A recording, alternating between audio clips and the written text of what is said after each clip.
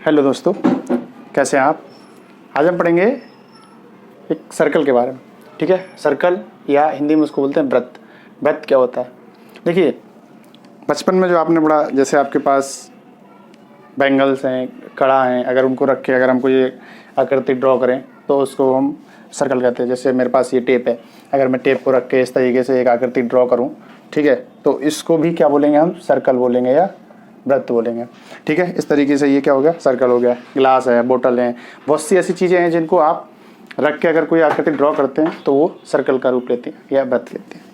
अच्छा, इसके जो इम्पोर्टेंट पॉइंट है, एक्चुअली अब मैंने सोचा है कि हम लोग क्या है, एक चैप्टर को लेते हैं, टॉपिक डिस्कस करते हैं, उनके बारे में अगर बेसिक समझ जाएंगे तो मैथ से हमारा डर वैसे दूर हो जाएगा। क्योंकि आजकल ये बहुत ज़्यादा देखने में आया कि बच्चों का डर खासकर मैथ से बहुत ज़्यादा डरते हैं बच्चे मैथ से। लेकिन मैं सोच रहा हूँ, कॉन्सेप्ट है, एक नई सीरीज शुरू कर रहे हैं कि हर एक चीज़ को हर एक वीडियो में अलग अलग समझे, इतना लेंथी वीडियो ना बनाए। ठीक है, तो अब ये सर्कल होता क्या है? ठीक है, सबसे पहली चीज़ सर्कल के बारे में बेसिक बात ये है कि एक सर्कल जो है 2D शेप्स होती है। अब ये शेप्स के बारे में बाद में डिफाइन करेंगे, 2D शेप्स कौन से होते हैं, 3D शेप्स कौन से होते हैं। ठीक है, इसके बारे में एक बेसिक जानकारी लिख लीजिए कि एक 2D शेप्स होती है। कौन सी होती है? 2D शेप्स बोलते हैं। अब शेप्स के चैप्टर में पढ़ाएंगे, शेप्स से पढ़ाएंगे तब। अब इसकी डेफिनेशन पा जाते हैं। सर्कल की डेफिनेशन क्या होती है? तो सर्कल की डेफिनेशन ये होती है कलेक्शन ऑफ पॉइंट। ठीक है, कलेक्शन ऑफ ऑल पॉइंट्स, ठीक है, इन ए प्लान। कोई भी एक प्लान है, प्लान, ठीक है, उसमें कलेक्शन ऑफ पॉइंट्स को, ठीक है, क्या कहते हैं हम? सर्कल कहते हैं। ये कलेक्शन ऑफ पॉइंट्स, क्योंकि अब जो लाइन है, लाइन को भी आपने पढ़ा कलेक्शन ऑफ पॉइंट्स है, तो ये भी एक कर्व है, कर्व को कलेक्शन ऑफ पॉइंट्स है। तो collection of points from a fix point at a fix distance, from a fix point and fix distance. ठीक है, तो अब जो फिक्स्ड पॉइंट है उसको हम बोलते हैं सेंटर। फिक्स्ड पॉइंट जो हो गया, फिक्स पॉइंट से कहते हैं हम, फिक्स पॉइंट हो गया हमारा सेंटर, इसे हिंदी में बोलते हैं केंद्र। और जो फिक्स डिस्टेंस है, ठीक है, डिस्टेंस, जो फिक्स डिस्टेंस जो हमारी या कांस्टेंट डिस्टेंस इसको बोल सकते हैं आप। ठीक है, कांस्टेंट डिस्टेंस, इसको बोलते हैं रेडियस। इसको क्या बोलते हैं? रेडियस। रेडियस को बोलते हैं त्रिज्या। ठीक है, ये हो गया हमारा रेडियस, ये हो गया हमारा सेंटर। इसका नाम अगर ओ देते हैं हम, इसका पॉइंट ए देते हैं। अब रेडियस का दोगुना, रेडियस का डबल होता है, क्या कहते हैं उसको? व्यास कहते हैं, या फिर उसको डायमीटर बोलते हैं। क्या बोलते हैं? डायमीटर। हिंदी में बोलते हैं उसको व्यास। ठीक है, अगर मान लो इसी को मैं पूरा कर दूं, इसी रेडियस को, तो ये क्या हो जाएगा? A B. ए बी क्या है हमारे पास? डायमीटर है।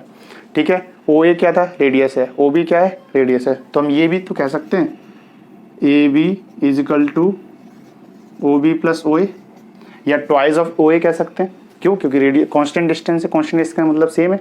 ठीक है, तो ये दो चीज़ें पढ़ ली हमने। अब और चीज़ें पढ़ते हैं। ठीक है, आई होप ये सही समझ में आ गई होगी। अब इसमें हम पढ़ते हैं, ये मान लो मैंने अगर एक सर्कल ड्रॉ किया, ठीक है, इस सर्कल में सेंटर पता चल गया, रेडियस पता चल गई, डायमीटर पता चल गया। अब इसमें आते हैं और चीज़ें। मान लो कोई एक लाइन है, इस तरीके से मैंने ड्रॉ करी, ठीक है, ये जो हो जाएगी पी क्यू, इसको हम बोलते हैं कॉर्ड। इसको क्या बोलते हैं? कॉर्ड, जिसको बोलते हैं हम जीवा। ठीक है, ये कॉर्ड हो गई। अब कॉर्ड में, अब ये जो हम कॉर्ड ड्रॉ कर दें तो कॉर्ड में हमारे दो तीन चीज़ें आती हैं। अगर ये वाला जो पोर्शन अगर हम शेडेड कर दें, ठीक है, तो हम इसको बोलते हैं सेगमेंट। सेगमेंट, और इसको कह सकते हैं माइनर सेगमेंट। क्या कह सकते हैं? Minor segment.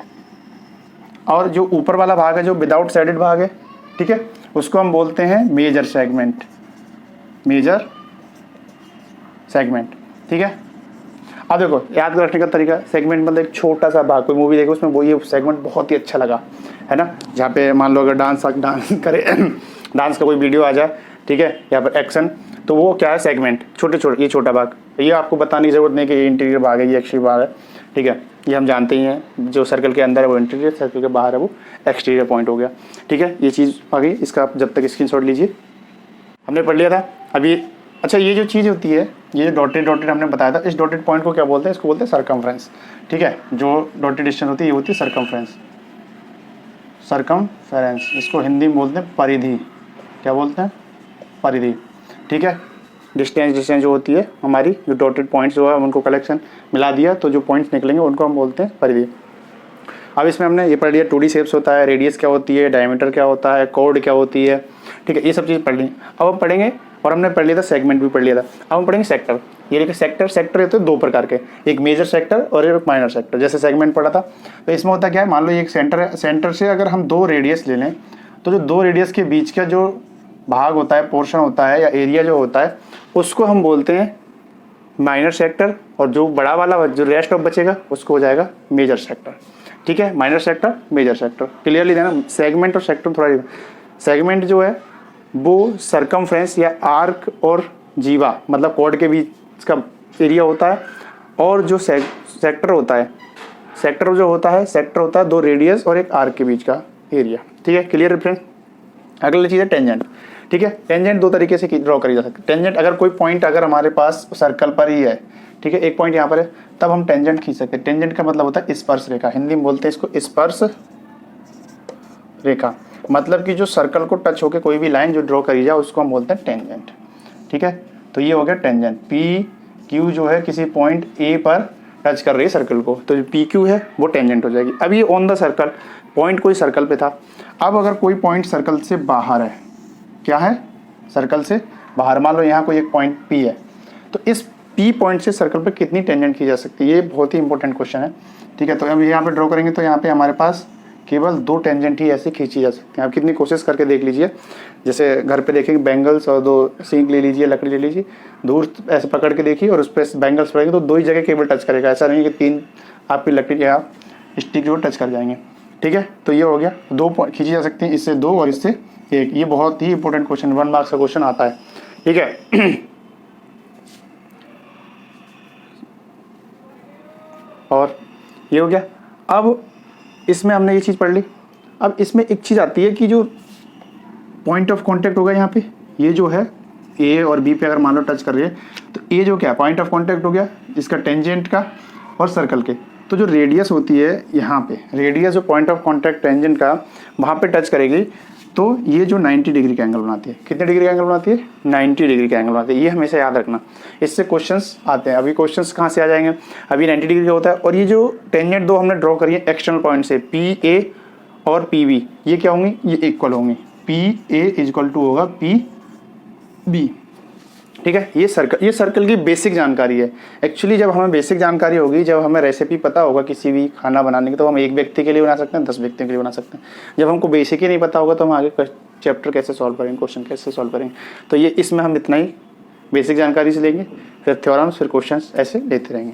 ठीक है, आई होप जब तक के समझ में आया होगा, जब तक के लिए स्टे सेफ।